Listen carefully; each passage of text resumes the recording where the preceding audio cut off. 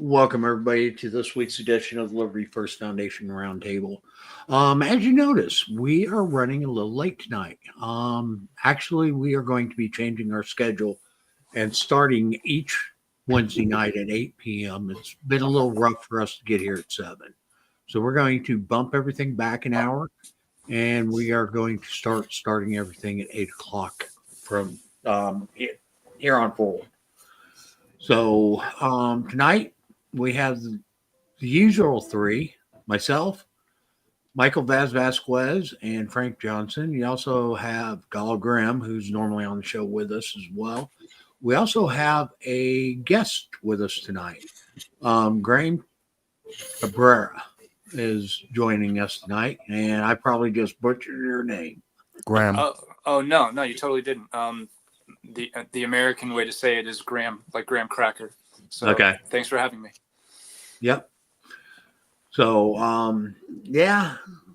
got several things going on. Of course, the Democrats are trying to say that Trump is going to force a government shutdown because he is opposing a spending bill that is loaded with pork, which is pretty much typical. In fact, anytime we do any of this emergency spending to keep government in operation, it tends to be loaded with all kinds of pork. And then we got the shooting that happened in Michigan. Is that correct, Michael? Yes. We had a shooting in Michigan, and actually, I don't see that being in the news stream for very long. Because it was orchestrated by somebody that is on the extreme left. So basically, a typical week here in the United States. So who wants to start things off?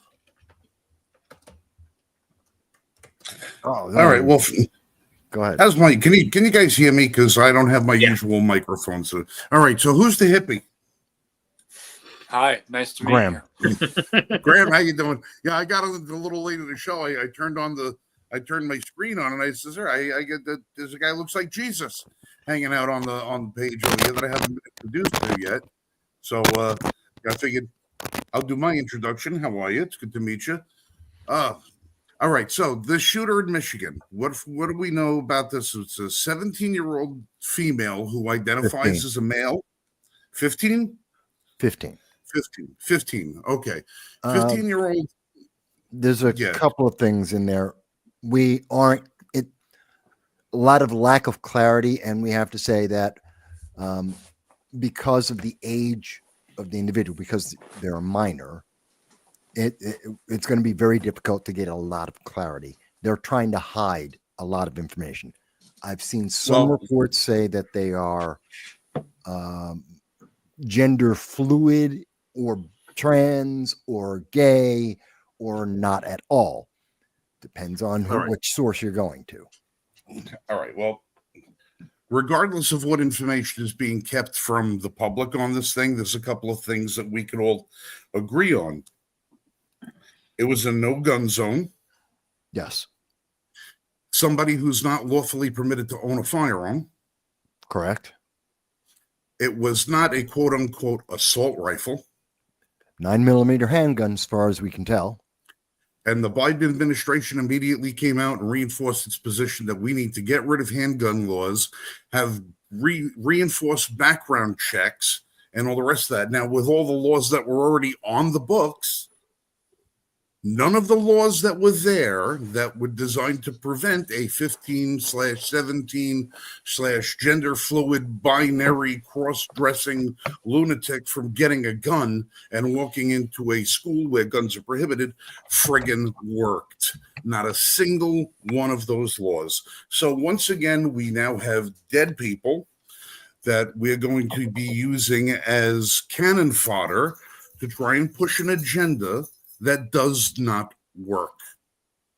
That does not work. So once again, we have a situation where your rights, our rights, all of our rights are going to be subjected to, some cry from the media for strengthening, more gun control when the gun control that we already have didn't work. Now, as a reminder, murder is illegal. This person didn't care. They had a firearm that they were not in any way, shape, or form legally allowed to possess. The shooter didn't care. The school is a gun-free zone. The shooter And didn't Michigan care. is not a gun-friendly state. Wisconsin. It's Wisconsin, not Michigan. Oh, is Wisconsin? Yeah. Okay. All right. Well, It doesn't matter. Same thing. Regardless of what state it is, every state in the union has got the same laws regarding a 15 to 17-year-old owning a handgun. And every state in the union has the same law regarding murder. Yes. And every state in the union has got the same laws about bringing a gun into a school and shooting children with it. And not a single one of those laws worked. So let's make everything that's illegal even more illegal. That'll fix it. Well, that's the idea. Because gun control, and you're right, gun control doesn't work. This is yet another example of that. In fact, the news media right now, according to ABC News, Eyewitness News, and I'll show you guys the, 1 second. I'll bring up the most recent article on this so you can see this as well. So you can see here, this is from ABC News. And this is their reporting about the Madison, Wisconsin shooting. And the latest answer is it's because of the father. It seems they're blaming it on the father, the child's family life. That because she was upset, because her family had divorces, which now feminism does promote, and because the father had custody, it seems that they are now trying to say that because the family had issues, that's why she decided to break every single law in reference to all the gun control laws, walk into a school, shoot a teacher dead, shoot a student dead, and then take their own life. None of that makes sense.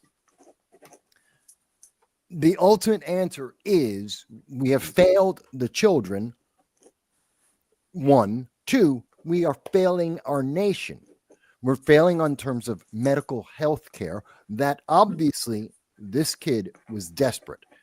Whether or not it's because of the half dozen different ways they're supposed to identify themselves and try and get that straightened out, whether it's because of the family background or not, the fact is this kid had a lot of things wrong in their head.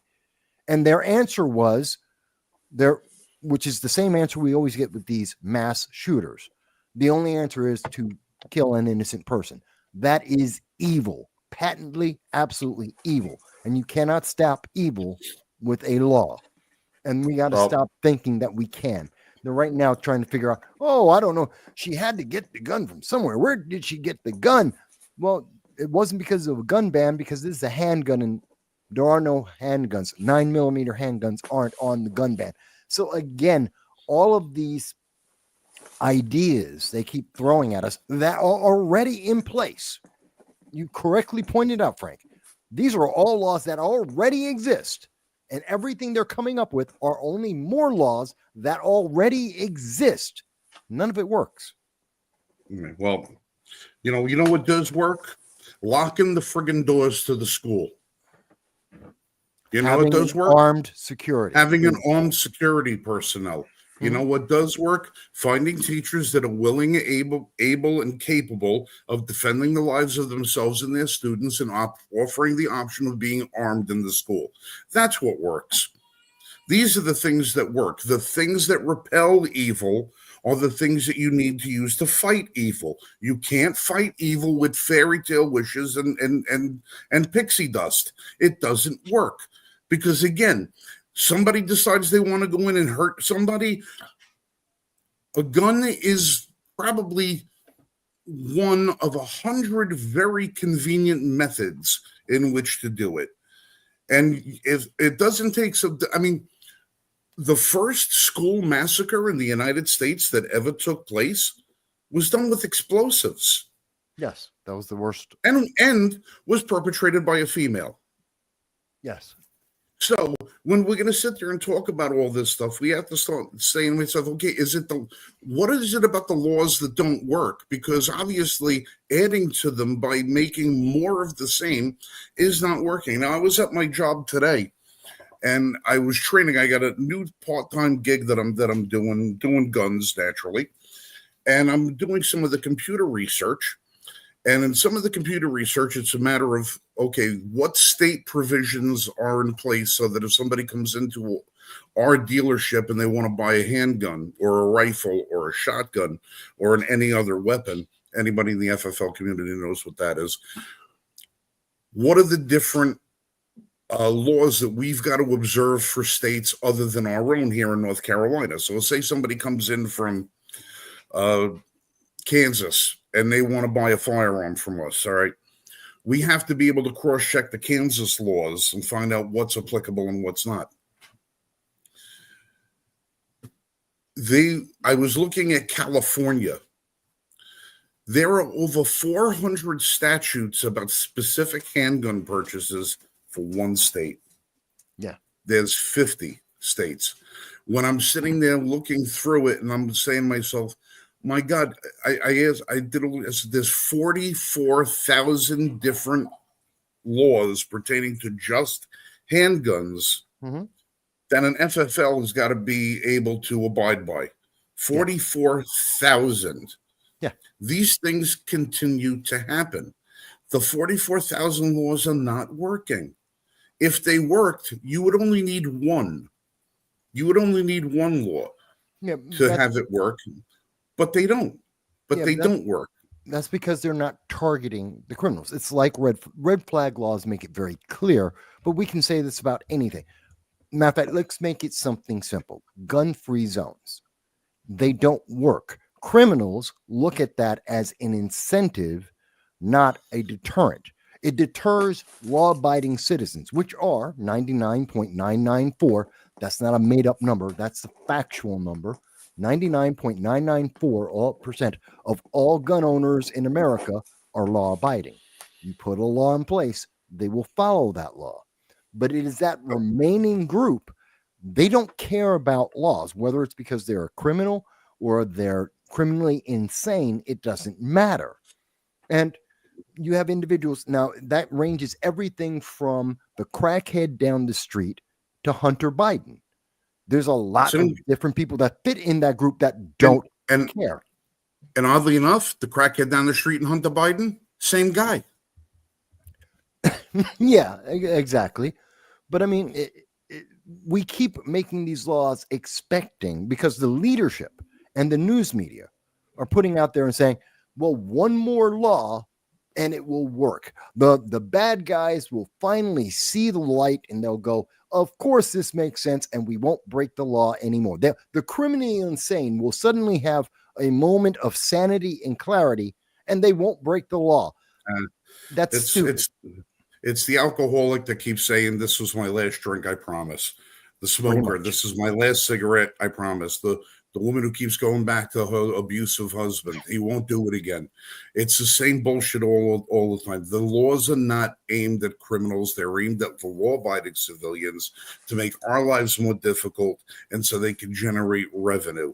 That's what it's all about. And when I said 400, California, 197 handgun laws, I meant 197 pages of laws. Yeah. Pages, not laws per se. Right. But regardless, it's another situation where, all right, how much the media is going to want to feed into this? Probably not going to, because it doesn't fit their narrative. It'll be gone. Today's Wednesday. The last thing you'll hear about it is by Friday. We still have a manifesto from a school shooter from last year that we still haven't heard anything about, but we've got a manifesto from some alleged shooter of a healthcare CEO that was published the day after in the newspaper. So it's just the whole thing is a shit show. And we said a couple of weeks ago, between then and January 20th, hold on to your asses, folks. It's going to be a bumpy ride. Could be. Yeah. It is. And it's already proven to be not just with this, but with many other things that are going on right now. Okay. Right now, they are facing a government shutdown again, as you guys well know, which is pretty much par for the course anytime the budget comes up.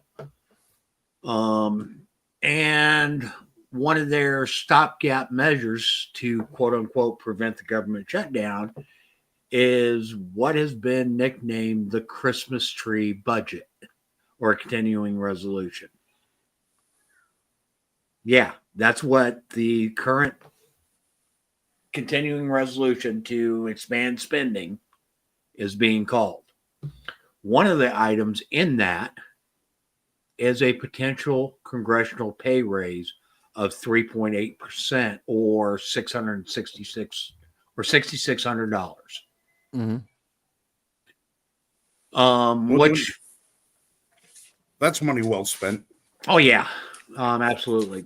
Congress already gets an automatic pay raise that is legislated in based on Cost of several living. factors. You know, the irony Okay. of that, is that just last year, when they did a continuing resolution around Christmas time, it was Johnson who was complaining about all the pork barrel spending that was going into it. And he was like, I won't stand for it and blah, blah, blah. And here he is hawking the thing prior to Christmas. And he wants the Democrats to help him pass it. I'm like, you guys, when they vacated the seat last time and they brought Johnson up, I was like, no, it should have been Donald. Like it should have been Byron Donalds or it should have been Thomas Massey. That's who it should have been. Mm-hmm. You guys, you either needed to pick somebody from the America First camp, or you needed to pick somebody that was going to be a neutral individual, because this bullshit is not okay. And the mandate from the elections proves it. Mike, you're shaking your head. I can see you shaking your head. But Yeah, because one, Massey doesn't want it. I know he Donald doesn't isn't want it. neutral, and Mike Johnson is neutral. They did pick someone neutral. It's Mike Johnson. He's Which uniparty. is why 90% of the population never heard of Mike Johnson before he became speaker. And that's why they picked him. Neutral, wasn't well known. You'll never see Byron Donalds get in there. You'll never see Thomas Massey. Not going to happen. So we have to look. Isn't it funny how that when the left selects a Speaker of the House, they go as far left as they humanly can, but when the right gets to pick a Speaker of the House, they go as far left as they humanly can? Well, they didn't. That is Johnson's why not we left. lose. No, listen, the guy's he's got no spine, he's got no balls, he's got no business being Speaker. The guy I'm explaining. Listen, the guy we need to be Speaker is the guy who doesn't want the job. That's the but guy you that you can't need make to him. be the lead because that's somebody who's gonna say, listen, I don't want to be here, but if I'm gonna do it, I'm gonna do it right. I think you're aiming too high in your expectation of Congress. None of them will be going on their own for it. Just not the way our Congress is put together for either party. But my problem isn't Johnson, because he's not the problem. The bill is the problem. The continuing resolution is the problem. First of all, they kicked it down to December now because they knew they could have resolved this. They didn't want to. They wanted it to get to just before Christmas so they could threaten to have people laid off. And it doesn't matter. Even if they do lay them off, they're going to hire them back. It'll be temporary. They'll get unemployment insurance. As soon as it comes back, they're going to get back pay. Doesn't matter.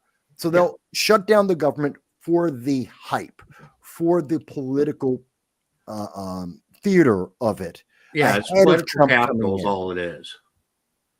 That's all. Well, It's meant to just make it's a hit against Republicans and Trump. This whole thing was also done as a way to try and cripple Doge when they start that up on January 21st. Yeah. They want to be able to they're trying to do everything they can to handicap the Trump agenda before the Trump agenda takes place. And the Republicans that are on Capitol Hill right now that are part and parcel to this thing, every single one of them needs to be fucking primaried. They all need to get out. Every single one of them. Because if they didn't learn anything from this past, and Mike, listen, you're really, oh, that's not the way the system. Fuck the system, Mike. Fuck it. If we can't burn this bitch down to the ground and rebuild it the way it's supposed to be, we're going to continue getting pulled over the barrel and reamed in the butt every single time they try and vote for something. It's time to stop with the politics as usual and get it done the right way. And all this backroom deal making does nothing but keep freaking correspondents in ABC, NBC, and CBS employed. And why And do actually, they keep? Oh, I and think the Congress. They get a raise every year based on what? The cost of living going up? Well, gee, Yeah. why does the cost of living keep going up? Maybe because it's tied to their freaking raises. The more expensive they make life for us, the more money they make in their paycheck, but it doesn't translate to us. It's a self-serving revolving door. Mm-hmm. They keep voting for shit that makes life harder for us, and they enrich themselves off our backs. And we're going to stand there, and everybody's going to shake their head, say, "No, we can't do nothing about it." Burn it down. I That's what personally we can do think about it. every person running for office should have to run in a primary, Yeah, regardless of what position they're in, regardless of whether they're the incumbent or not. absolutely. Okay, We should. but Most that's people don't not want the it. way but the they do. political parties are going want it done. Okay, and that's wrong. And No, you they're- guys all know I hate political parties because and that's one of the reasons why I hate them. Well, yeah, of course, because they're centralized power and it's become corrupt. Anything that exists long enough does become corrupt. Okay, and like I said, on this, besides this pay raise that they're building into this continuing resolution, there is all kinds of pork spending that's built into it, Oh yeah, massive. on top of what they're going to pay to keep the government afloat. Absolutely. Okay, Yeah, so this does nothing for us as a country, except continues to put us further and further in debt, Mm-hmm. continues us with extreme deficit spending. Mm-hmm. Okay, so Trump's right in opposing this. He's Yeah. absolutely right in opposing it. Yeah, but it's been set up. Of course, I agree with him. I don't think it's going to stop Doge, the Department of Government Efficiency, from being able to move forward. In fact, I think it encourages it and gives it more substance with the public.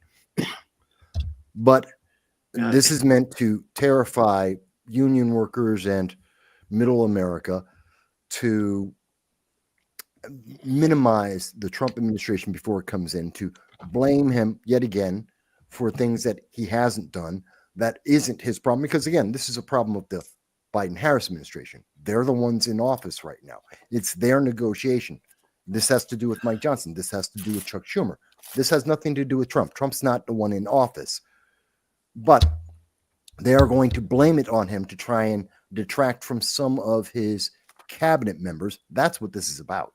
This is about Trump's cabinet and who's on there and the type of job they're going to do going forward. We're going to see next year, January, they have to increase the ceiling, or at least they should be, increasing the ceiling of government debt, because we already broke through. We were at 35 trillion. That's what they authorized. We're already over that. They're going to have to authorize 37, 38 trillion. And in the process of doing that, Doge is going to be doing their report on what we need to cut. Now, what is the sense of calling it a debt ceiling if every time we go through it? If it's a limit, there is it's no a limit. That's the thing, is there is no debt ceiling. Well, no, but Okay. that's It's there in word only. It's bullshit semantics is what it is. Now, I want to bring up something here that's kind of on point, but it's not. Who remembers the cryptocurrency that Elon Musk introduced? Dogecoin. Yep. Yeah. And what's the opposite he said of? Doge. Oh, it's Doge. Yeah. It's a meme. Yeah. It's supposed to be that way. Yeah.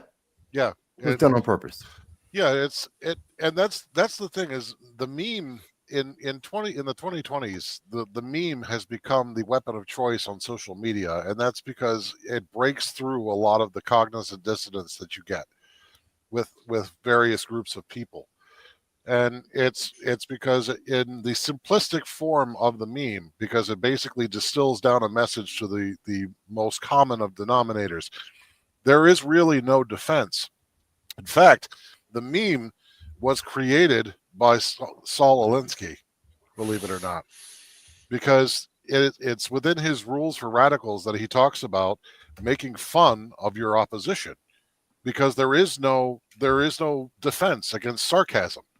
Yeah. So if you can take the most absurd points of your opposition and distill them down into the funniest image possible, the image breaks the language barrier because anybody can recognize an image. In fact, images are our first language, so we're hard coded to understand them. That's true. And it breaks right through all of the cognitive dissonance and forces people to look at the message and internalize it. And once they internalize it, there's no going back. So now they have to really think about it. So the whole Doge meme is a carry-on to basically say, we're a fabricated coin that now is a fabricated government office that's now going to break the fabrication of this fake political system that's been built up to be the revolving door that funds these elitists that are trying to rule over us and subjugate us, as opposed to treating us like citizens as our governance. So, Graham, sound that's the off fun on thing. something, brother. Sound off on something. You're sitting there quiet. I'm trying to figure out a nickname for you, and you're not helping me. Sure, man. So I read a headline recently that said Americans say that their pay is not rising fast enough to keep up with inflation and the cost of living increases. So it seems that kind of most of working America has been feeling the economic effects of the last few years, but Congress is one of the only institutional bodies that gets to say, well, we deserve a pay raise now. And my question is, well, where's the pay raise for all the rest of us? Right. And that's the thing is you look at the state legislatures too. I think New York State has an increase in their budget for pay raises this coming year. We're And already the most expensive. And it's unconscionable because they're paid by our taxes, which means that their pay is going up. They inflated everything. Their pay is going up, and that means that our taxes are going up again. Well, worse than that, we're having more inflation. We print more money. That means the money is worth less, and therefore more inflation. Yeah, I think they should be getting a pay cut. Honestly, let them try to live on $30,000 a year. That's what I say. I wrote something way back in high school that I tried to see about getting it proposed, that every single person who is an employee of Washington, D.C., whether House or Senate, their pay should be based on the median income of the people that they represent in the district that they represent. So if you represent a poor district, well, guess what? The people in your district make $30,000 a year. That's what you're getting. People in your district make $50,000 or $60,000. That's what you get. And every single one of them would get a different pay rate. If you want to make more money as your representative of your constituents, then you should be able to support and enact policies that make it easier for your constituents to make more money. Now, if they do better and they prosper as their representative, you get the benefit of prospering. But, that doesn't happen. Now, I don't know about you, but have any of you guys ever asked for a raise before? Yeah. Walked into your boss and said, hey, listen, I'm doing a really good job. I've been here a while. I would like a. Do you remember any of your, any of these friggin' phone call polls that came for the last 3 months showing up at your house saying, hey, this is your congressional representative. How do you feel about me getting a pay raise? Would you be okay with that since I'm working for you? None of my employees contacted me and asked if they could get a pay raise. No, they just nobody asked me. Unanimously decided, and it's bullshit. No, they did. This is the only friggin' place in the world where your employees treat the bosses like shit and make the mandates that the boss has to live by. Right. They are our employees. We write the rules. We have the game. This is our game, not theirs. If they can't abide by our rules, they got to get out. You're fired. And I think it's maybe high time to start saying to myself, I think we should start instituting recall policies in every congressional district and every senatorial district across the country. I don't give a shit that a guy's there for 6 years. I'm gonna have to wait 6 years for some toadstool who keeps voting against the will of the people to get recalled. I think we should be able to recall him at the will of the people. And the same thing with Congress. Yeah. And that would be I say abandon term limit legislation and start instituting recall elections instead. Yeah. Well, here's something. Okay. This is the 2024 Congressional Pig Book. Mm-hmm. It's put out by the Citizens Against Government Waste. Oink, oink. Okay. So I'm just going to scroll down here to the agricultural part. And I want to show you guys that you guys may be Democrat, you may be Republican, you may be whatever. Okay. Honestly, I don't care, because what I'm going to point out here is this is being done by both sides. Mm-hmm. Okay. $11.385 million for 10 earmarked funding for broadband expansion by 14 legislatures. You've got one Republican, Yep. one Democrat, two Democrats, three Democrats. Okay. So right there is at least And how does that happen? Republican and Democrat. What does Okay. that happen? How is bringing broadband to farmers going to help with agriculture?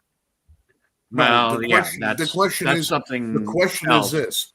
Okay. The question because is, why are the taxpayers on the hook for paying for it? That's what I was getting when the- ready to say. When it's a private company that supplies your internet service, you don't Right. pay the government for your internet service. You're paying Spectrum, you're paying Time Warner Cable, you're paying this, you're paying AT, whoever the hell it is, you're paying them. You're paying. Right. You're not paying the government. Why is it the taxpayer's responsibility to facilitate the increase in the infrastructure when somebody else is making the profit off of it? The government has absolutely no business spending a dime on this crap. If you want internet, fucking pay for it. Yeah. I have That's a how question. it's got to go. The reasoning for it is that this is an end around. If the government is spending money to expand access to internet, which is private businesses can take care of that on their own. But if the government's spending the money on it, then the government gets to regulate it because they've spent the money on it, which means they have access to the internet and regulating that. The whole idea is for the government to get to regulate free speech. It's just the long way round. What's your question, Graham? Government has no business regulating the internet either. I agree with you. Government shouldn't be It's their involved in the process. internet at all. Graham, Yeah. let's just speak up. Okay, so if we were not talking about internet infrastructure, if we were talking about something else like roads, or if we Not were the same. talking, okay, I'm sorry, what were you saying? Not the same. Go on. Keep going. Okay. Or let's get a little bit more hypothetical. Let's say new drone technology comes out tomorrow that makes shipping like way more efficient by air, as in like big drone, the equivalent of big semi trucks in terms of drone technology. And in order to land these things and ship goods to market, you need the equivalent of a helipad for a drone. Let's say all these farms need something like that, and they want government assistance to build those in order to improve the What part of efficiency the of the market. Constitution allows for that, Graham?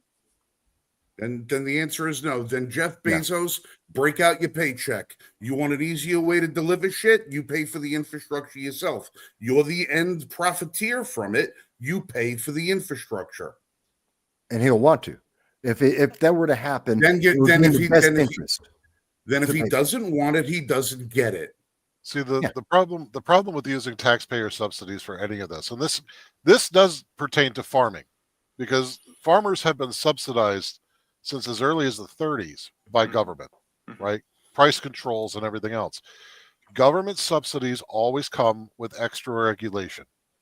Farmers, the reason they struggle so much to create food is because of the subsidies, because of the way the government's able to regulate them through those subsidies. If farmers could actually get out from underneath the subsidies and the regulation, they're making food. It's a necessary product for life. They would be millionaires because everybody's got to buy it. Well, listen, how many farmers are currently being subsidized to not grow food? More than Hundreds that of should them. be. Yeah. They're being told what not to grow, when not to grow it. They're being limited on what crops and how much they can grow in particular areas. The government has overstepped themselves into the supply chain, into the free market ridiculously. Why are we go pick up a can of friggin' corn at the store? It's from friggin' China. Why are we bringing cold kernel corn in cans in from China when we've got farmers here being told not to grow corn? There has been tons of corn, and I know this firsthand. In the 80s, there were billions of tons of corn just set to rot inside of bins, and outdoor storage areas, because the surplus was so high because of government subsidy. In fact, it was it was that surplus that led to the creation of ethanol factories. Because not they had the reason why, but not the reason why, but it was an offshoot of it for the purpose of creating ethanol, because there was so much corn, they couldn't process it all. They couldn't sell it. It would crash. They couldn't get rid of it. They couldn't give it away. Actually, at this so they point, let it rot. Okay, same thing happened in the dairy industry. There's billions of gallons of milk just dumped because of the surplus. All right. Because of government subsidies. All right, but here's the critical factor, though. When farmers produce something or they overproduce something and they produce so much of it that it floods the market and it drives down the prices, all it's making it happen means that to deliver these goods to market, the shipping is going to cost the same. The price of the product is going to go down. They're going to reap less revenue. You know what? That's not government's problem. That's the farmer's problem. That's the farmer's problem. If you don't want to drive down the prices of something, select a different crop in which to grow. There's 1,000 of them to do it. Here's the thing, Frank. If we let capitalism actually run the market, people that are overproducing will either go out of business or change their production strategies. Right. Okay. Right. Well, if they don't change their production strategies, they deserve to go out of business. You also had a lot of the farmers market in the corn market is faster to respond. If it is allowed to respond, than any government agency can ever think of responding. Yeah, they would end up limiting themselves as opposed to having the government do it for them. The market price would dictate how much they produce. Not right, the other and way then around. they should say, you know what? Maybe corn isn't the greatest thing we should do right now. Maybe we should switch to onions. Maybe we should switch to potatoes. You have fields that every year regenerate a different crop every year, because if you grow one crop, you have to fertilize and feed your soil for that one crop. You grow that crop in a couple of hundred of acres. That crop is going to demand specific nutrients from your soil. When you plow that all out and you take that all under, you put your new crop in, you analyze your crop and your soil, and you see what your standards are right there and what it needs. You can find that after you grow corn, a different crop can be planted, like soybean, can be grown in the same soil without having to add anything to it. You rotate the crops. This is how you keep your soil fresh. It's how you keep your soil fertile. You bring up a great point here, there, Frank. You bring that over and over. That's one of the problems that they found with these government subsidies is people weren't rotating their crops. Soil they were actually destroying the soil. Yeah. Because they're leaching all the nutrients out of it because they weren't properly rotating their crops. Well, look at the Dust Bowl during the Depression.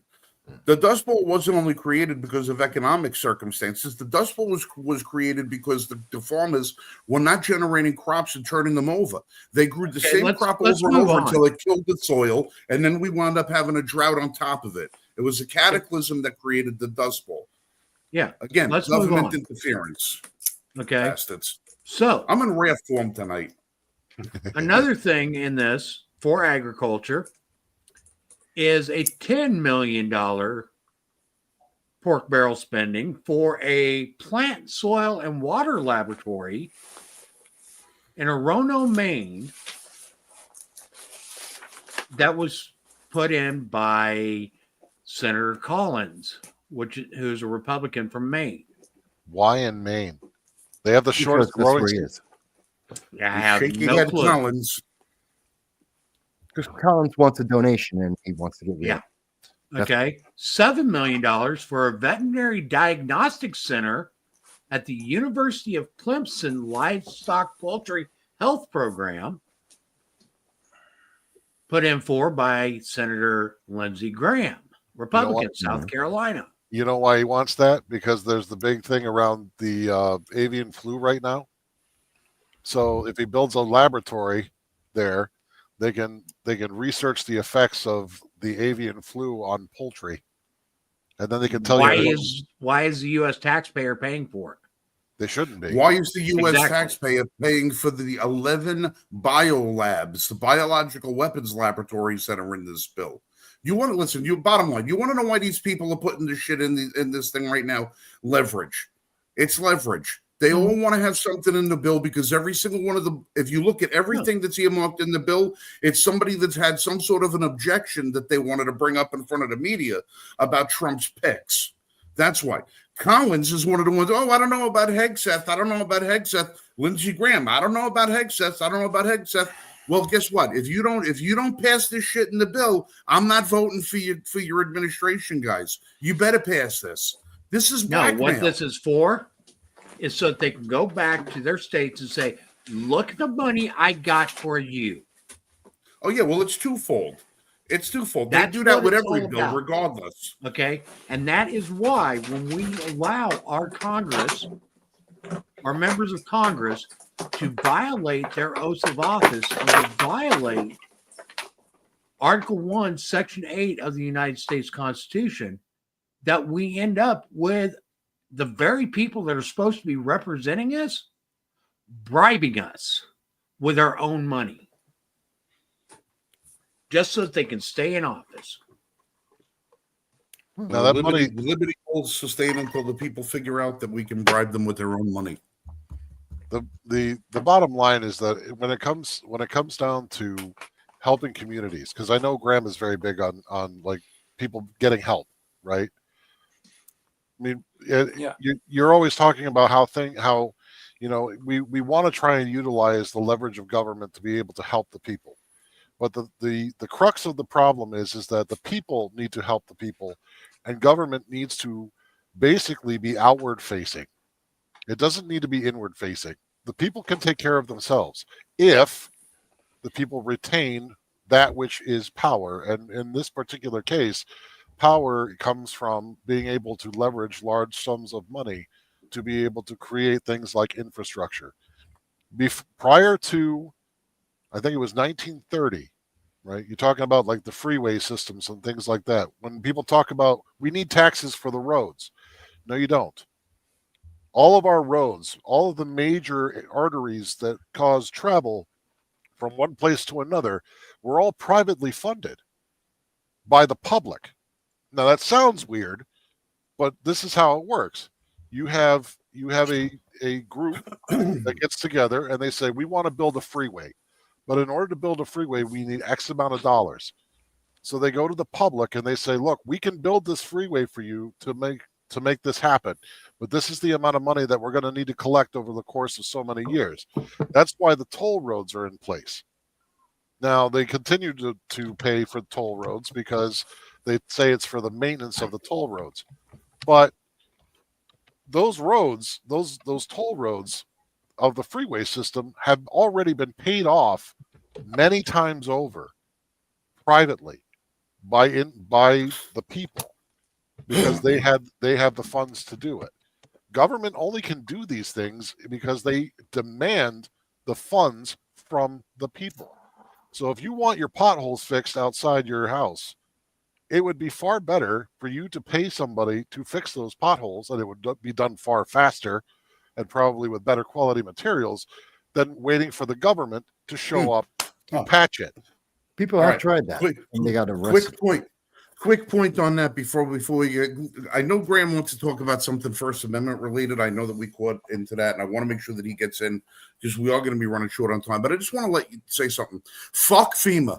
That's all I want to say right there is fuck FEMA because I heard from some friends of mine, and I had to verify this in North Carolina. You know that our state in North Carolina, we got shit on majorly by the Biden administration. We still have 90 people that are missing. We'll never know. The insurance companies aren't going to pay policies out because they can't produce a body.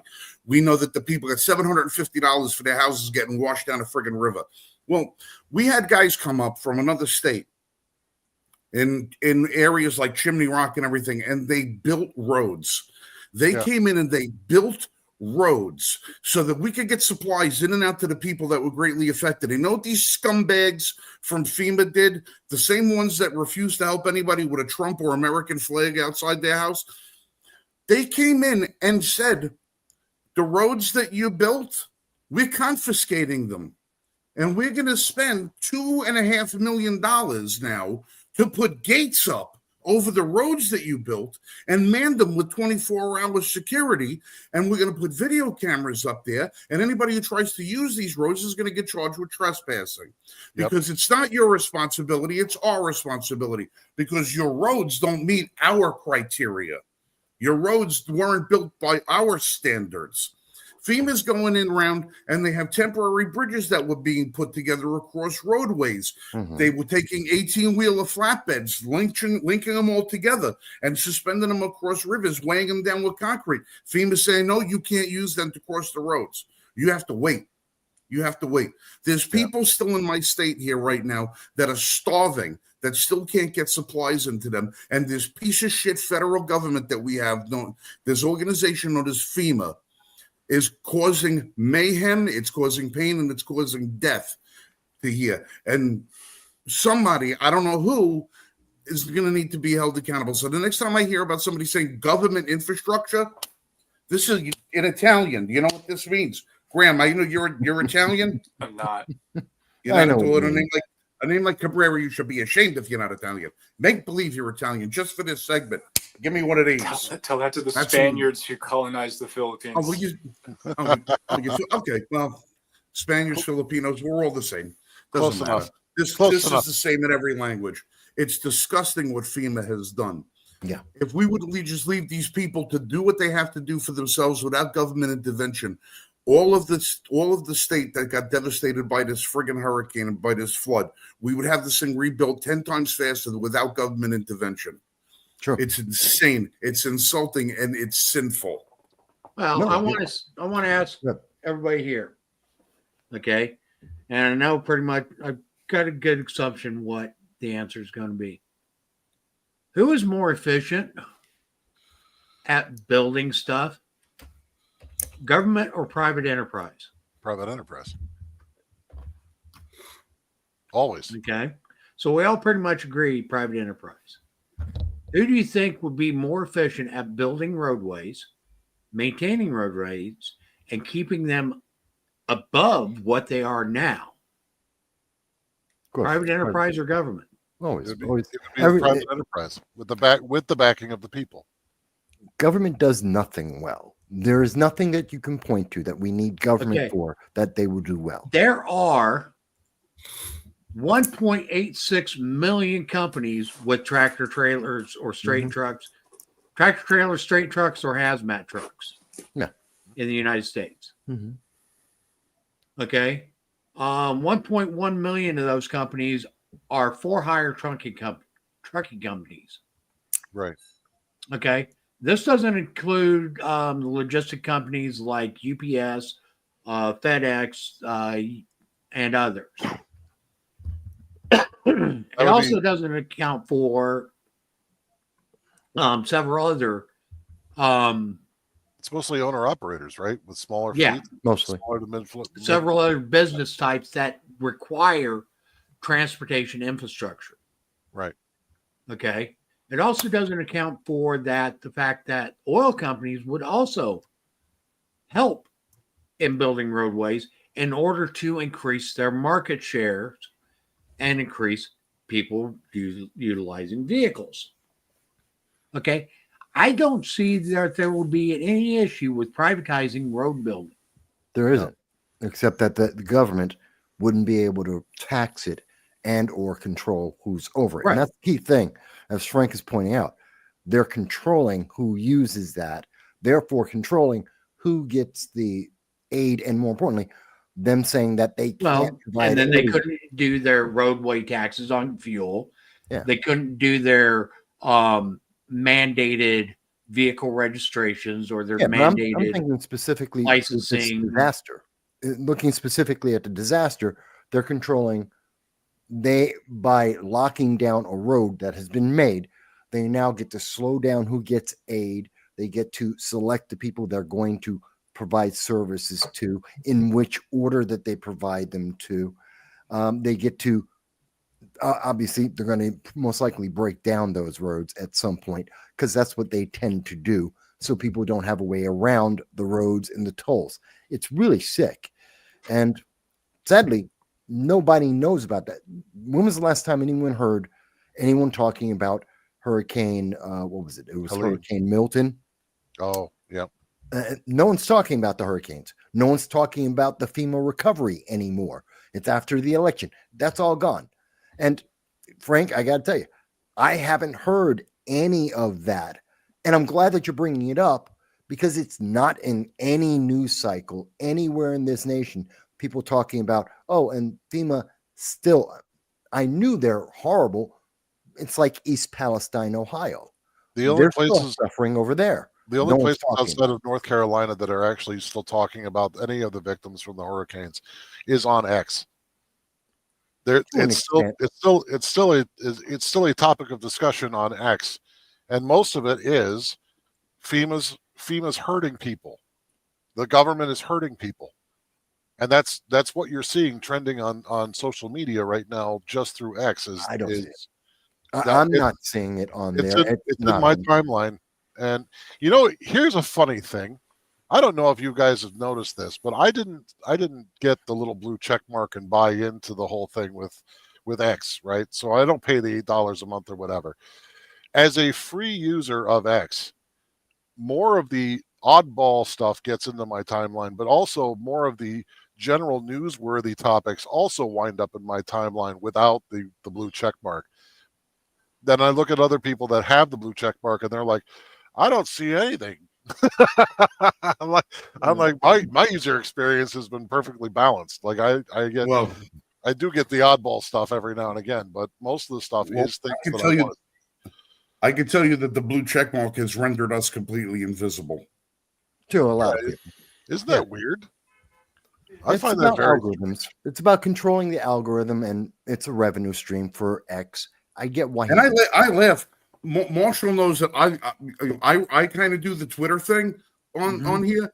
I try to pick at least a dozen fights every time I log on. I can't get anybody to reply to me, and I'm like really friggin' witty on there. I'm trying to retweet you every time I see you pop up, but you don't pop up very often. I see you see my stuff, and I'm like, man, that was a good line. There's been a couple zingers where I'm just like, repost, repost this. Yeah, it's just an odd experience, but yeah, what I see on my timeline, they're still talking about it. And every time the spending bill comes up about Ukraine, there's an immediate repost of somebody saying, "What about North Carolina?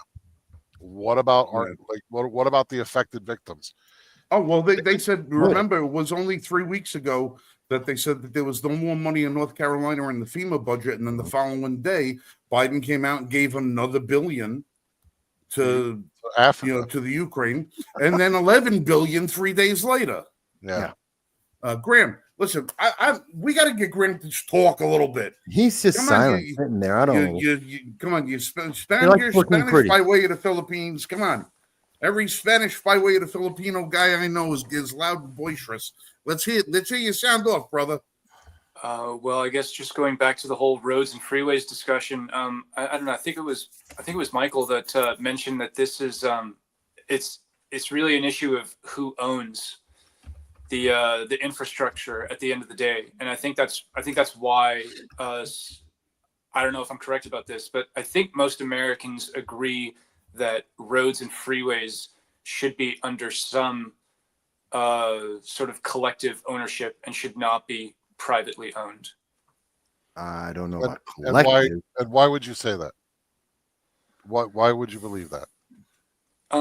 So this is not an area of expertise for me, but That's fine. But what's your opinion on it? Yeah. So, but it seems to me that infrastructure that is shared by everybody, that there's a certain value in everybody taking part in the ownership of that infrastructure. Well, to your point, Graham, listen, Graham, I'm surprised I'm actually going to do some agreeing with you here on things. When we've got public roads, public highways, public streets, it's one thing if we have business interests that are the ones that are sponsoring the construction of it because they're primarily going to benefit from it by expanding their goods, their services, their products, and being able to reach more people.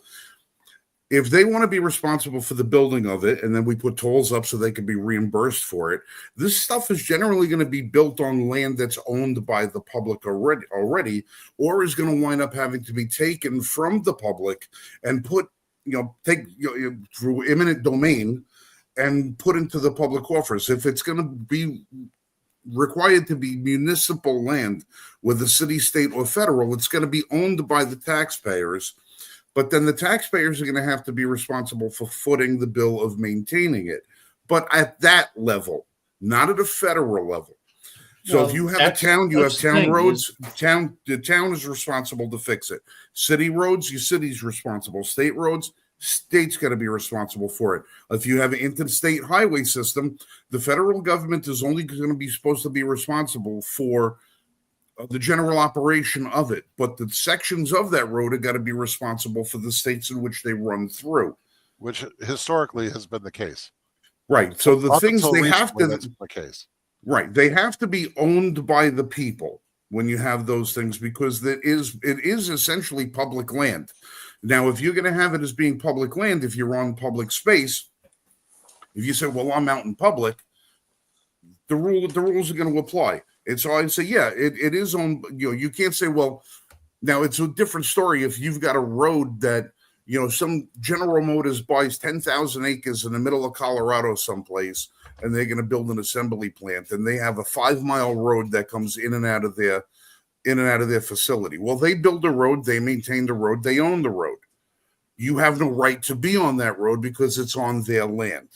It's when it reaches out into the public lands, public areas, that those roads are owned by the people, that's like I say, it's a shared responsibility because we're all going to benefit from it. The same thing with our state parks, national parks, and all the rest of that. It's owned by we the people. But for the same token, too, when you have land that's owned by we the people, it also precludes the federal government from being able to go in and strip mine these lands and take out the resources that are owned by we the people, unless we the people are compensated for it. Yeah. But here's the other point to your opinion. It would be all fine and well if we empower the government to utilize our tax dollars in a way that maintains the infrastructure, if that's all they did with it. But they have put us in a position where they mandate public funds and then they mismanage the spending. And no matter how much we try to redirect them to get them to do things like just maintain the infrastructure, they spend it however they feel like it.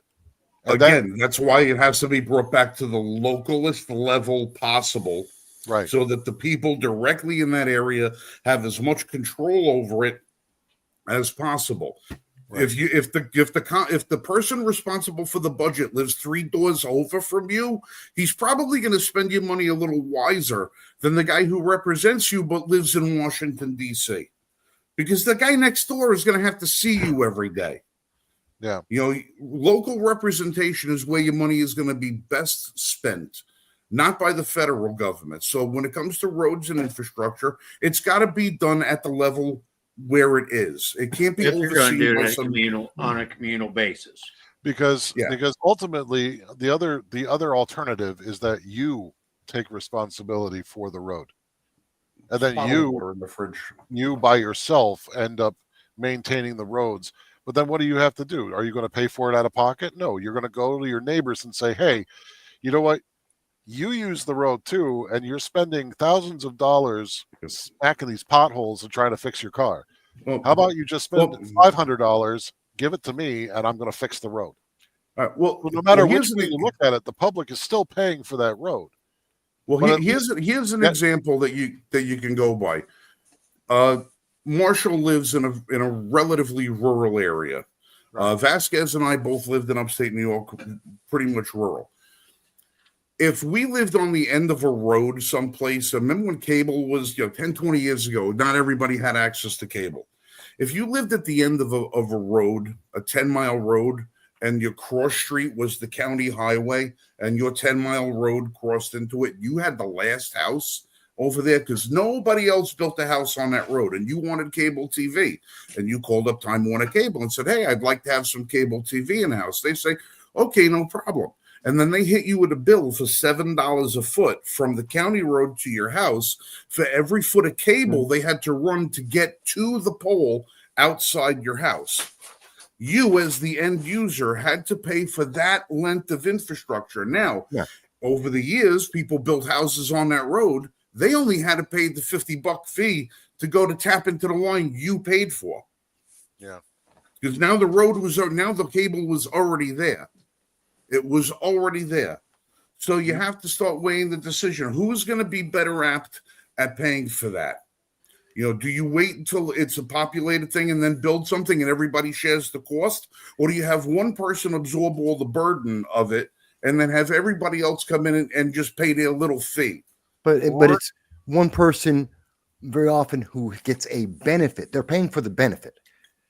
Someone who can afford it. Right. Like the original road, who built them? Merchants.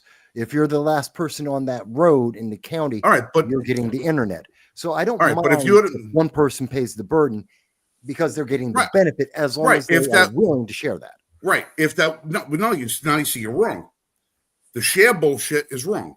If you're the guy at the end of the road and you had to pay $7,000 for them to bring that cable in there, you're the only person on that road. You absorbed all the costs for you to get that.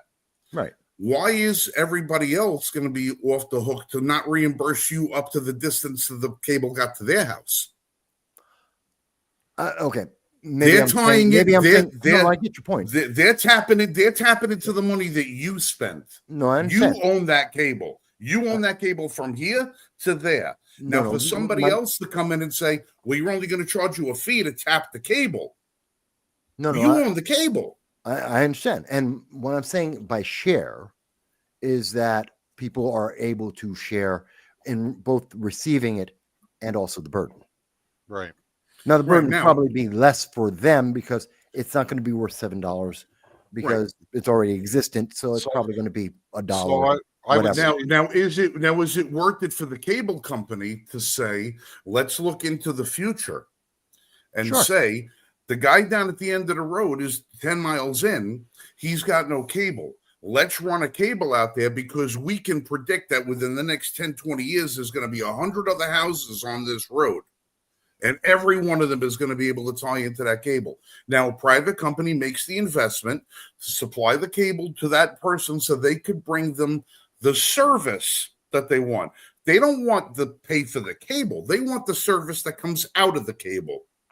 Right. So now the company absorbs the burden of expanding it. on the Yeah, but they hope always can do that that. other customers are going to tie on to it and they'll make their money back in the long run. This federal government seems to think that it's their responsibility to lay the groundwork out for everybody. We pay for it and then somebody else profits from it. That's the problem. And that's because any business bullshit. can make whatever investment they want, whether it's good, bad, or Right. indifferent. And it's up for the company. Now, if the company decides to say, listen, we're not going to run a cable down that road until you have at least 25 houses on that road that are all willing to buy product. Otherwise, you can get satellite. Yeah. That's the market.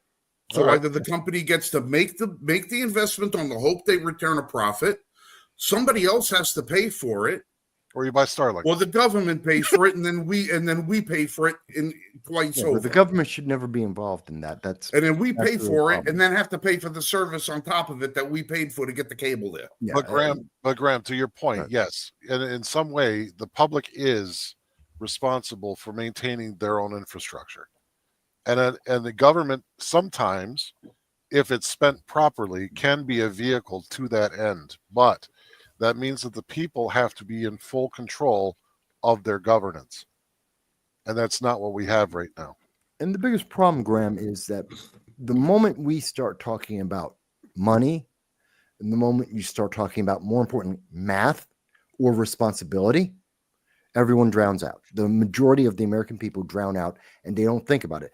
When we were talking about the accountability of the continuing resolution and the absolute pork, which is wasteful spending, it's our tax dollars being burned in a pile in front of our face. Well, as you said math, and I was out. What? But Well, I guarantee you 90% of the I hear- public don't even know anything about the but they CO. don't want to, and that's the problem. They drown it out. They could know. It's not that the data's there. We've been knowing about this. The pork book that you were showing earlier, Mike, that's existed for about 4 decades. Yeah. It's not a new thing. There's a report. We heard about the shrimp. Everyone knows about the shrimp on a treadmill with cocaine. That's not a new story. That's actually a very old story at this point. Hell of But a guy people to don't have pay a party, attention. so. And that's the problem, is if we're going to have the government, when the government does, first of all, I have a problem with the way they use eminent domain, but we suddenly shut down. The government says, oh, we're going to do this to help. And then everyone shuts down and goes, okay, we're not paying attention anymore. And that's the problem. That's the problem. We have to keep on top of the government, because the second we stop paying attention, there's abuse and there's waste, and it's inefficient and ineffective every single time. Whether that's FEMA right now or it's a shrimp on a treadmill, it's all the same thing. Yeah. So really, what? No, go ahead, Gary. Go ahead. No, I was just going to say, have you guys heard the idea that in terms of a society's currencies, that trust is one of the highest levels of social currency that that you can have in a society? Yes. Right. Yes, I've heard that. So I think it's natural for most people to hear specific details about public policy and for them to say, you know what, I just got off my shift and I worked all day, and like I just don't have the mental That's abnormal. That's actually an abnormal state of looking at it. It is a shirking the responsibility and pushing it off onto someone else. That wasn't how America was. I'd say starting around the 1970s, we started adopting that ideology. Funny enough, that's about the same time that we had Department of Education come about, and we started teaching people certain things and not other things, like the Constitution Hey, Graham. or the explanation of them. That's not, people did pay attention. I'm going to get off and say, Mike, people did used to pay attention to this. They did keep politicians accountable on this. They're not doing it now because they've been taught someone else will take care of it for you. That's the problem. Go ahead, Mike. Graham, who do you think worked harder? People that were in the founding generation or people today? All right, that's like a really broad question, but let's narrow that down to voters, right? Like the Let's look at voters, just voters. right? Who do you Right. think worked harder? The voters in the colonial era versus voters today, right? You're asking me who do you think Yeah. works harder? I think most people today are more exhausted than voters were in the colonial era because Why? I think that voters in the colonial era had very well established social norms of support from labor. They had laborers that worked under them that worked their fields. No, they didn't. The I'll voters in guarantee the that the good colonial era. majority of them did not. Okay, so my first thought goes to like the founding fathers, like the people who kind of drafted and put the Constitution and all those documents together. But then, of course, right, there were people who voted once everything was sort of set up. But still, even voters. I cannot think of any aspect of life that is harder today than it was 100 or 200 years ago. We have never in the history of mankind have had it more easy and more simple and this is the benefit. This is the golden age of mankind. It is never in any aspect of life, knowledge, anything, doesn't matter what you want to talk about. This is as easy and as good as it gets. And we are throwing it away. It's so easy that we are spoiling it all. Here's something to consider, though, and I think this is where Graham was going with this, and you can correct me if I'm wrong. We have more to distract ourselves with and more to do in our time now than the forefathers did. We waste our time more, yes, but that's a benefit of having the luxury to be able to waste the time. The forefathers of this nation and the people that lived here had only a couple things to worry about. One was making sure they had shelter. The other was to make sure that they had food. Mm-hmm. The other one was to make sure that they had a social system that would keep their property secure, right? So that they didn't have brigands and they didn't have, people taking from each other. Mm-hmm. Whereas now, we are so exhausted as a society because we spend all of our time working or distracting ourselves. We have the cost of entertainment to consider. And we fill our time, tons of it, with things that ultimately detract from our ability to pay attention to the things that really matter. Like our own governance, like improving ourselves, like learning a new skill, things of these. The very few people do that anymore. They just go from day to day, where they go out, they work, they make money, they come home, they might have dinner with the family, or they might go out and they might stay out, and then they go to work the next day, and then they do it all over again. And that kind of monotonous life leads to greater control when you cede that kind of responsibility of self to a trusted entity such as what you would hope to find in your governance. Yeah, but I'm going to change this question a little bit more. I'm going to tweak this question just a little bit. Who had access to more information? Oh, today's people have way more access to information. Mm-hmm. Okay, why aren't we using it? I don't think it's as simple as that. Why? Why isn't it? Okay, so it should be.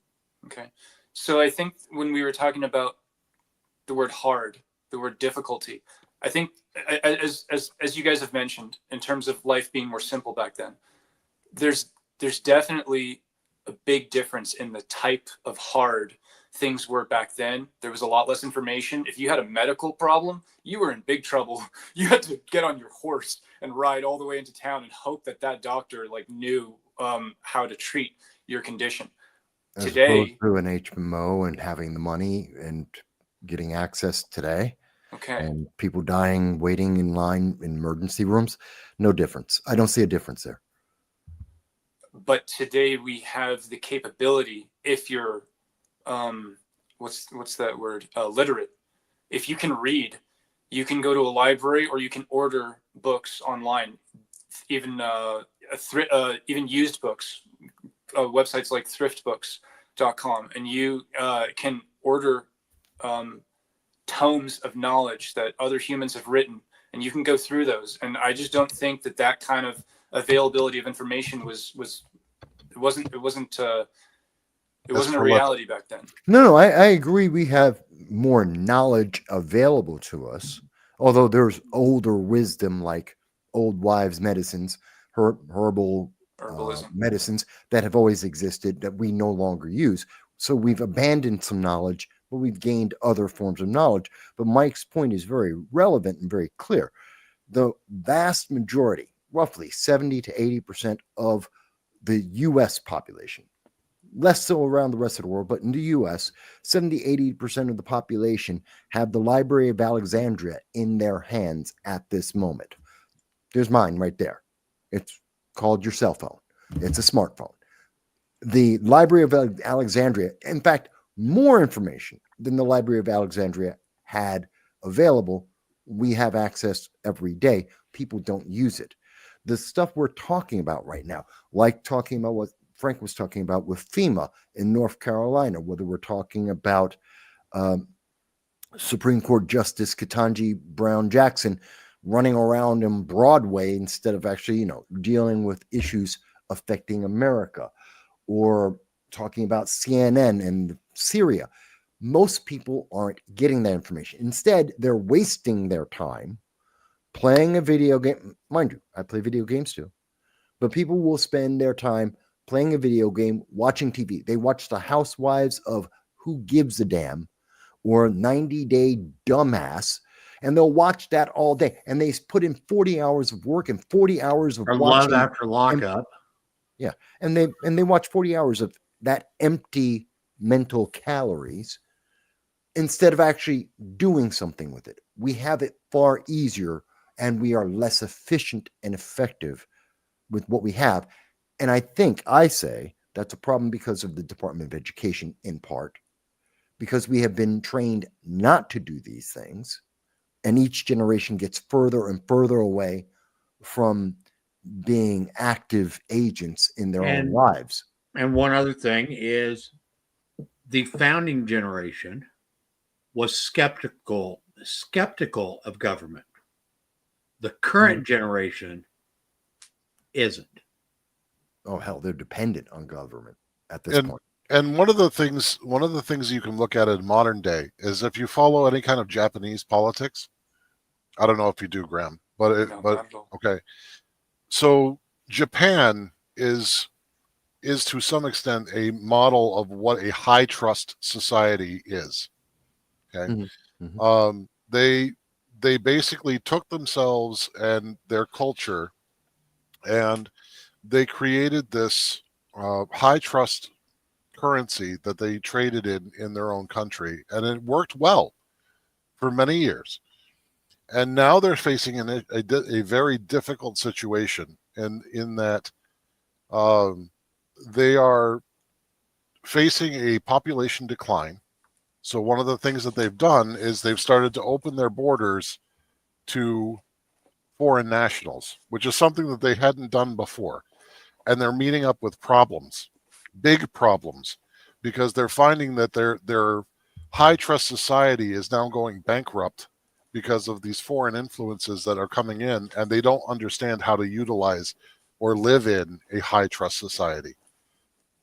And what's happening is their streets are becoming dirtier, crime is going up. They're clashing more and more with these foreign nationals that are coming in, not looking to assimilate to a Japanese culture, but are more trying to establish their own foreign countries in Japan. They're bringing their home culture to Japan and establishing a small, say, Kurdistan in Japan, and it's not going well. So the only way that you can trade in trust as a currency in a society is if you have a homogeneity in ethnic culture that can either A, easily be assimilated by foreigners, or B, is strictly for your own people. And that's one of the things that America never had to deal with. We were a vastly diverse nation. We had people from all over come here, but the underlying glue, the homogeneity that made us all Americans, was that we as individuals had unalienable rights, and we owned our government. We were the government, but you can only have that if you're active in your own governance. And our culture has moved away from holding that responsibility and maintaining it, and we've tried to pass it off to people that we deemed more effective or would work in our stead, and trusted them, paid them in trust to do our will without us supervising them. And that never works. You have to hold if you're going to have that type of government, you have to hold them accountable. And we have not for a very long time. And that's one of the reasons why we can't say that we live in a high trust society, especially now. You look at the way our society works right now, and one of the top headlines that you'll see in the news all the time is that nobody trusts anything the government is doing. And that's because we can't. We've realized that they've abused us for too long. And people are starting to wake up to that. So more government is not the answer. For America, one of the things we have to do is we have to revitalize the culture of individuals coming together to govern ourselves, and ensure that the people that we send to Congress, the people that we send to our state assemblies and our senates, do our will. Once that happens, maybe we can start trading trust again as a currency, but not now. We have to remain skeptical, because we know that abuse is prevalent when you give people power that way. Your point about high trust societies is well taken. And when I mentioned trust earlier, I don't disagree with you at all that Americans today have increasing levels of distrust towards institutions. Right. And those institutions also extend to government institutions. It's also the corporations. Corporate institutions as well. I mean, you look at pharmacological institutions that do a lot of R&D. Where did all these suspect medications and things come from? We are supposed to be the healthiest people in the world with all the research that we've done medically. Why are we suffering from cardiological diseases? Why are we suffering from obesity? And you look at the medicinal market, and you see all these health problems that come from side effects of these laboratory-made medicines. But I think the root problem always comes back to, we have abandoned our accountability both on ourselves and to our government. And in doing that, partially because of education, but partially because we're not challenging our government or the education system, then that everything else is a consequence of that. The dominoes fall, whether it's, oh, now we have more medications than we need. Everything is a prescription, a pill.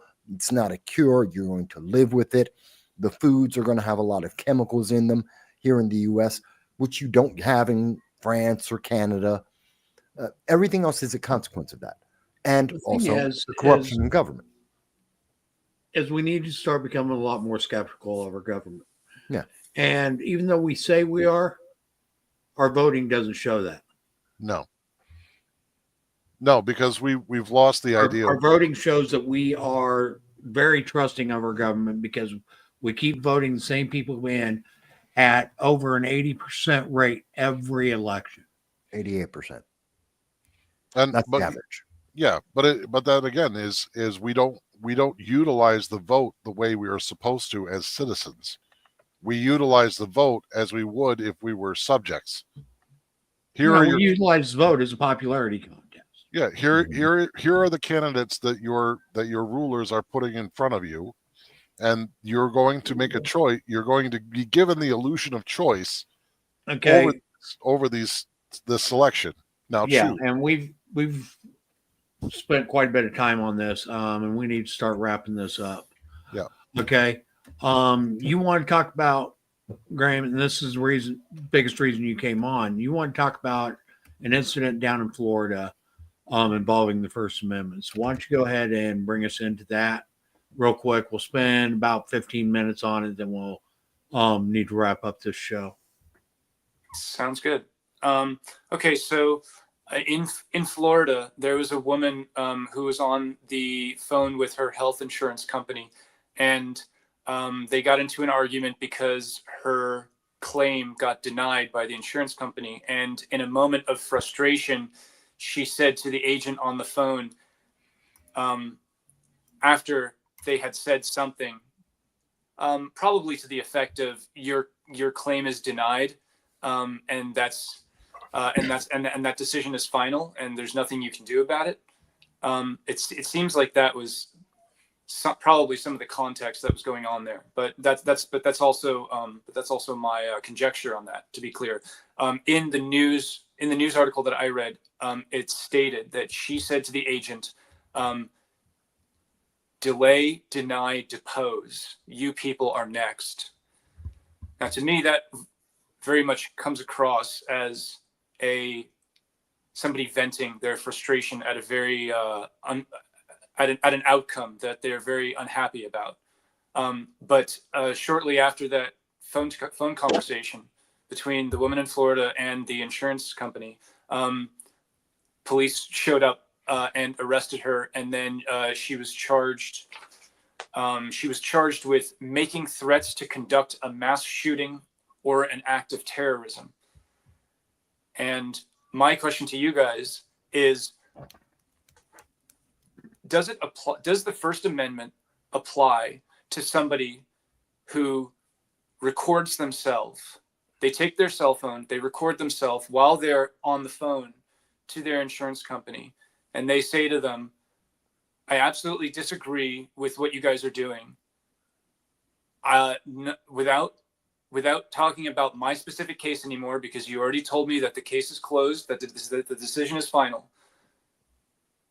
I am saying to you that what you guys are doing is wrong, that you guys are thieves, that you guys are stealing from people, and the consequences are going to catch up to you, because you cannot do this kind of thing for so long without people getting very angry and frustrated and fed up, and eventually they will lash out, and that could be violent, and that could result in your death.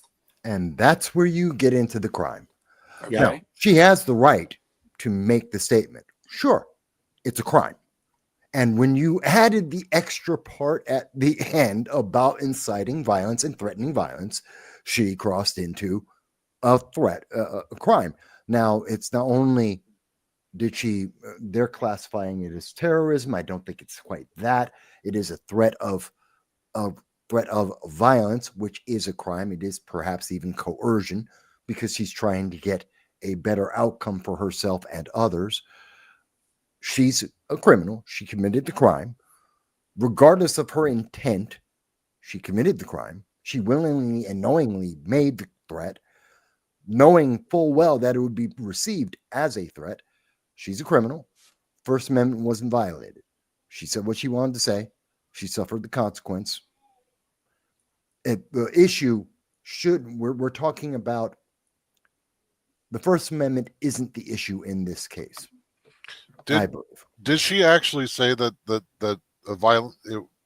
Did she actually say that you're continuing to do this will result in violence in your death? That's my interpretation of what she said. Okay, that's your I interpretation. can't do it that way. That is my interpretation. The exact because quote, I can give you the exact quote, and Michael, you can go ahead and do it. I have it. It's from the BBC. The exact quote from the BBC states, delay, deny, depose, you people are next. That is a threat. That is not a threat. No. That, if anything, that's a threat of legal action. Yes. It's not a threat of violence. No. Delay, deny, what was it? Deny, delay, depose? Delay, deny, depose. Yes. Delay, deny, depose was a book, I or know. it's very close to a book. No, And it the was book and the book basically lays out these kind of fraudulent practices that the insurance companies are able to do, largely because of government regulation, especially after the Affordable Care Act. Looking at you, Obama. And so her saying that, just that, does not constitute an act of violence, and that would be a violation of her free speech. I Because disagree. Why? Because one, we have to put it in context. You put it in context. That term, those very hyper specific terms in that very specific order are only recently a problem because and that's why it is the title of a book. No, it's not because it's the title of the book. It's because it was bullets that were found at the scene of a murder. Can you prove beyond a reasonable doubt that she knew that those words were written on that firearm? On those, yeah, I think it's very reasonable to say she admitted that. in an interview, I think, that she read the news article that those were the words on the bullets. Regardless of whether it's tied to the words on the bullets or not, the only way that you can jail her for incitement of violence is if it was a credible threat. If she and the only threat of violence, not incitement of violence, threat of violence. Even so, there has to be a credible threat, and there's not. I no, outside of the context of the UHC shooting, the words themselves, regardless of what mental state she was in when she said them, is still just words. It does not constitute a credible threat unless she's there, matters. Unless she's right in front of him, saying, "I'm going to kill you." That is not a credible threat. Marshall's got to jump in. You guys keep cutting him off every time he tries to open his mouth. Let him talk. All right, go ahead, Mike. If you guys are going to use those words and it's being said as a threat of violence, then every sporting coach that says we're going to kill the other team is also guilty of inciting violence. And I would disagree with that unless there was it's incredibly internationally well publicized murder of a team that occurred relatively within a 24, 48 hour period beforehand that had cited those very same words as the motivation or part of that murder, then yes, I could say that. Context matters. But right, you also have to take into consideration ability. You have somebody on a phone speaking to somebody else on a phone who's probably in an undisclosed location, and somebody makes that phrase. You have to not only look at the words, what the inference was, what the intent was, but you have to look at the possibility of it actually being something that could be done. And saying, is this an empty threat or is it a credible threat? People make empty threats every day to bill collectors, people that towed their car, this, that, your next, what? Everybody. If Maxine Waters didn't get locked up, for all the crap that she said, not only in public but on Capitol Hill, then you can't say that if this woman says you're next, right?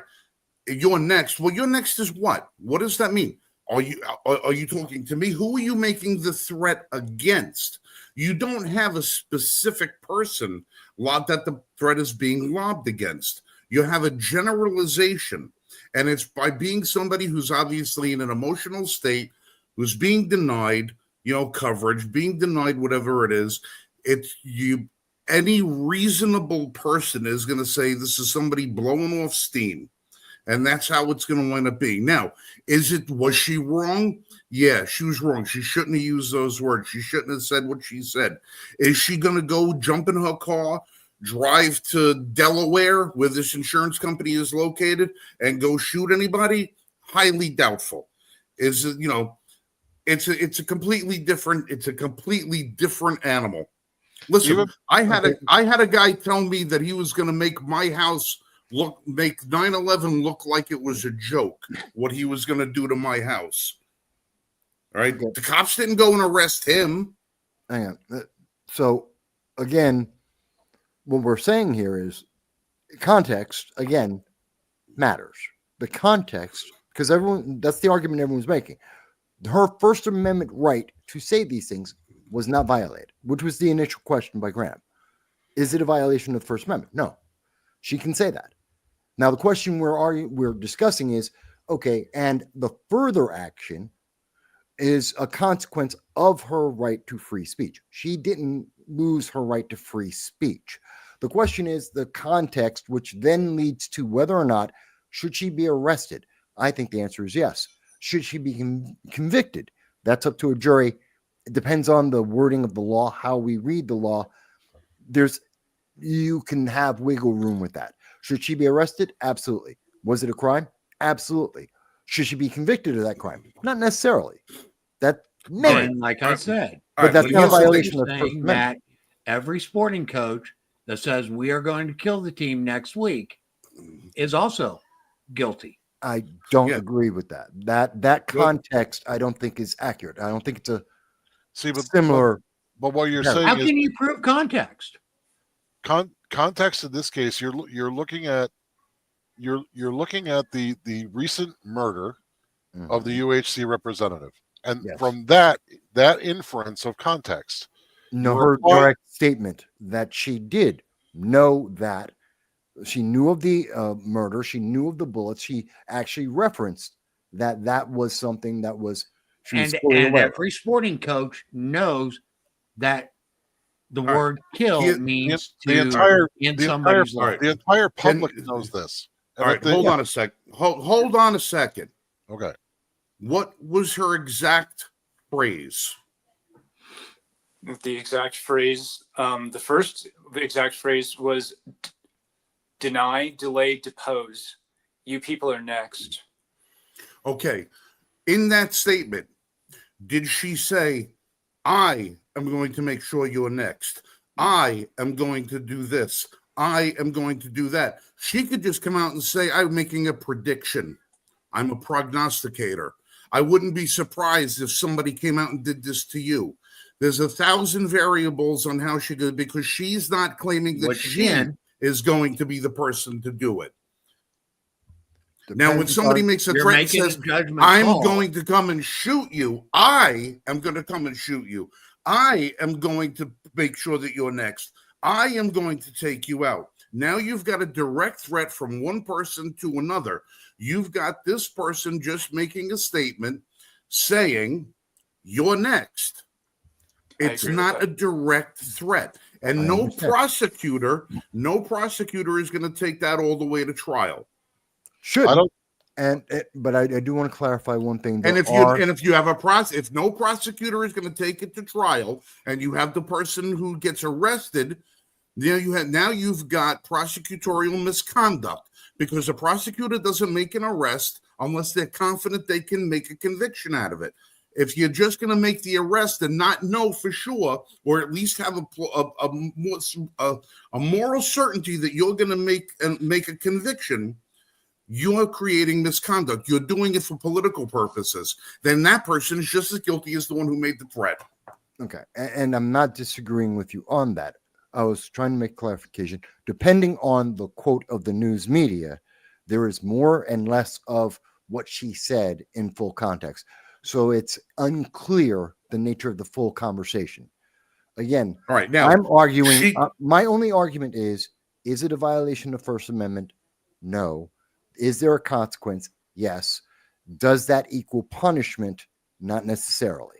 All right, Which is the question that the was asked. consequence, you know what the consequence is? The consequence is the cops show at the house and go, what do you mean by this? A detective shows up, they question her, she plays her the audio tape that she made. They compare it against the audio tape for the transcript that the insurance company made, because they record every conversation that came in and out of there as well. They compare the two, they weigh it and go, is this person serious? No, they're blowing off steam. All right, listen, ma'am, you can't make those kinds of phone calls to people. We'd appreciate it if you don't do that in the future anymore. And then she's already been punished because she's already had a fucking coverage denied. How much more is somebody going to suffer because they're blowing off some steam? And actually, It's I a- look it's at a the dead arrest animal. as an intimidation tactic.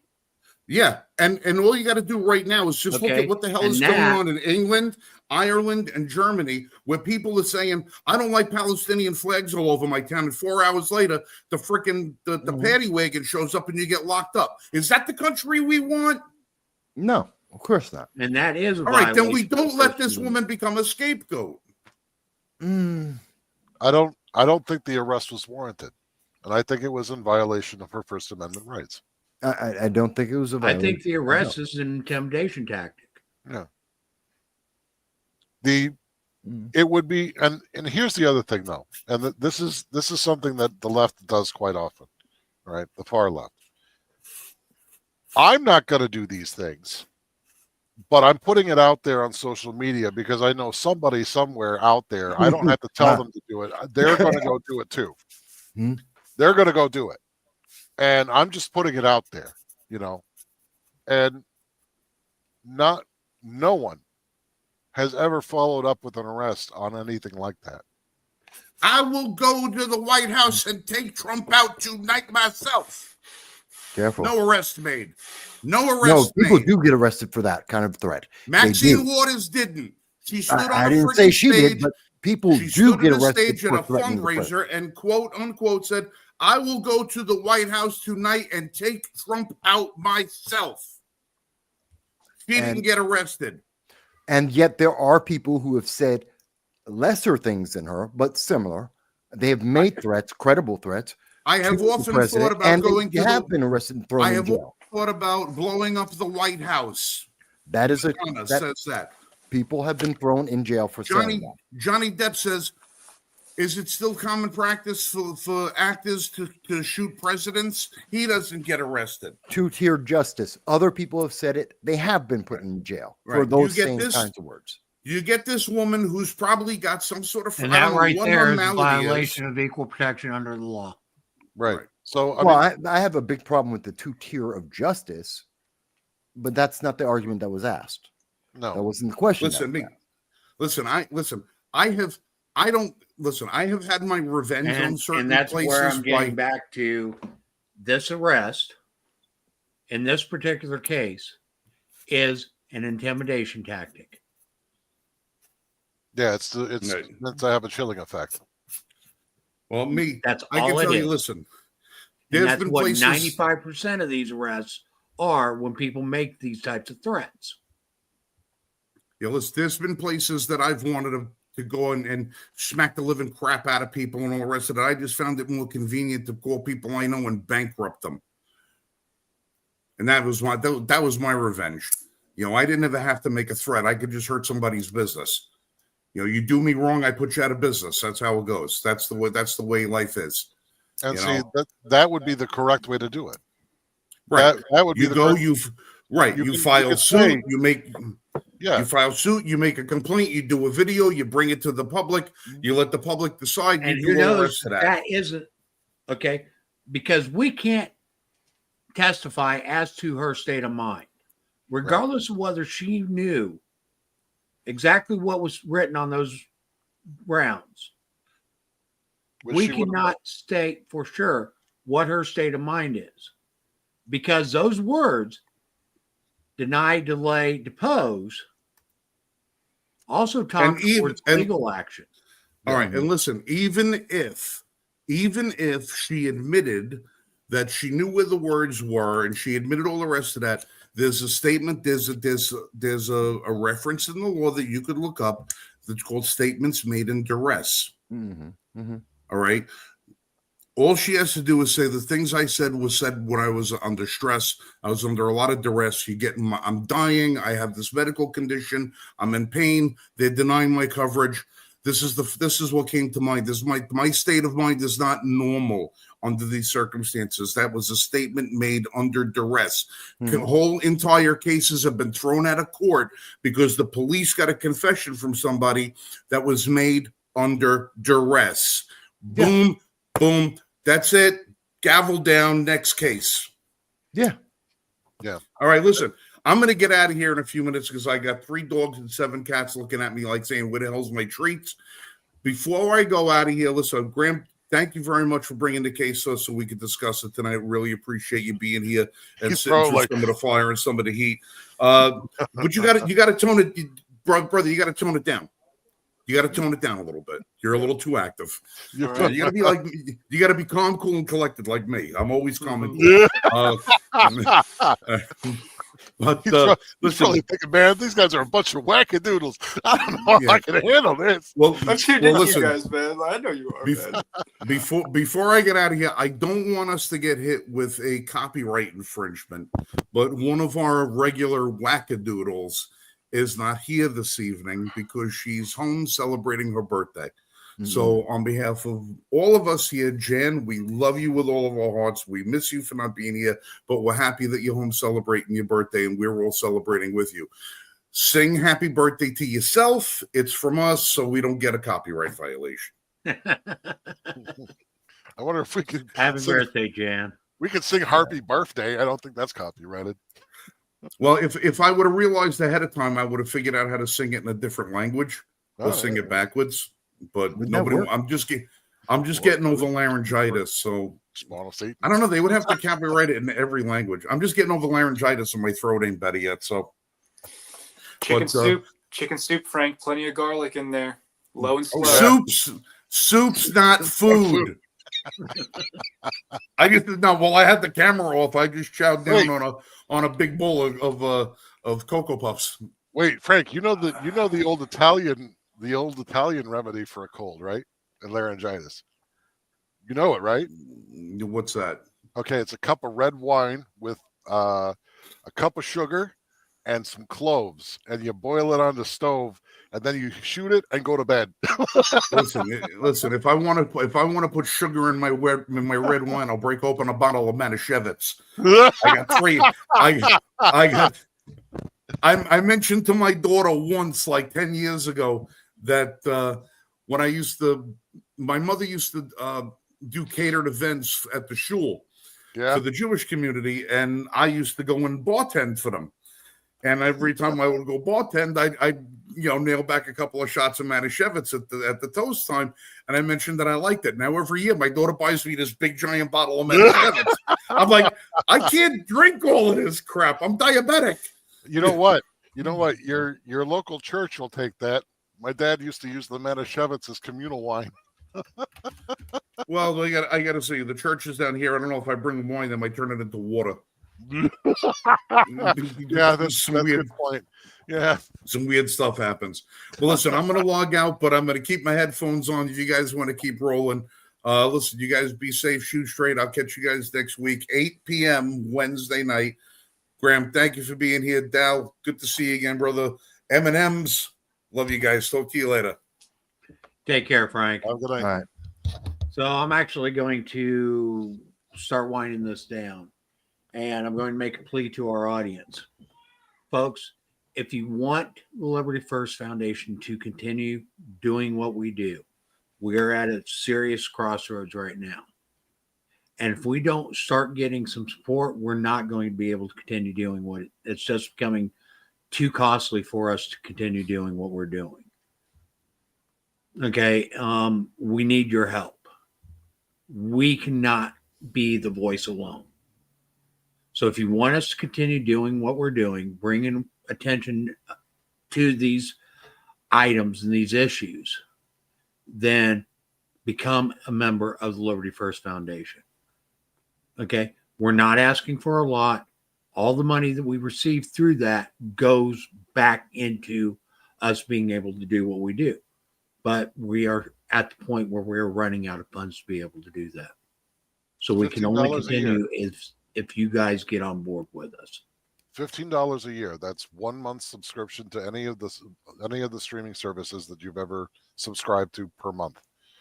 So $15 a year, and you get Mike, you get Graham, you get me, you get a voice at the table, which is not something that you can find anywhere else. A lot of these places you join up in a subscription service, and you're just a name on a piece of paper next to a donation amount. Here, the door is open. You want to come on, you want to discuss, you want to put your voice in for the conversation, you are welcome to show up. And if you show up as a member, you're going to show up more often. because you believe in it. So And we encourage you to and I'm not join. going to make a bunch of empty promises and all No. that stuff. Okay, what you get is you are facilitating us being able to continue what we are doing. That's it. And even expand. Okay, you're not putting money into our pockets. You're No. putting money back into this movement. Period. Yes. That's it. Constitution, liberty first. That's what we're about. So if you want to support the Constitution and get your voice out for liberty first, this is the best place to do it, because you know that we're going to take whatever your support gives us, and not only are we going to maintain what we have here, but we also get to expand it into programs that help open the discussion for more people, so that maybe we can one day see an America that is based upon the founding that we actually were created under, as opposed to what we have now. I'll just say Okay, this one with quick that- thing, if Sure. that's okay. I'll just say this one quick thing. In 2025 is the beginning of 2025 is coming up, and one thing I'm looking forward to in 2025 is tuning into the Liberty First Foundation and hearing discussions about the word liberty, because I think the word liberty is a very important term in both American culture and civics and government, but it's a term that I'd say most Americans, they would have to think for a moment before they define it. And I think in 2025, by tuning in to the Liberty First Foundation, we will be able to much more easily and much more readily have our own definition of the word liberty. And that way we'll have a much more solid intellectual foundation to contribute to important conversations going forward. Thanks, guys. Thank you, Graham. Graham. Okay, and with that, we are here, and as I mentioned at the beginning of the show, we're going to be changing our time. So we start on Wednesday nights at 8 p.m. Eastern time. Tune in, invite your friends, invite your family, invite anybody that you think would be interested in this type of conversation. Okay, regardless of what side of the fence they are on, invite them. Okay, because we do want people to challenge us on our positions. Okay, that keeps us honest. Okay, we need that debate, open dialogue between where we raise the issues from both sides of the aisle. Okay, because we cannot have a country that moves forward without that. Okay, we will see you next week, 8 p.m. Eastern time, Wednesday night. Thank you, guys.